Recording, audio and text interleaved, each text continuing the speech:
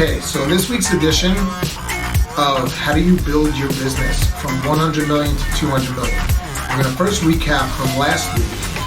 Our goal for the week was to come up with a strategy. How do you strategize? And we picked a simple tool called PowerPoint, which most of you are familiar with, and we put now our ideas onto actual paper and put them into a visual effect, which is really helpful because you have a lot of ideas that roll around in your head, and then putting it visually in front of you, Bobby did a great job of putting together a gorgeous PowerPoint.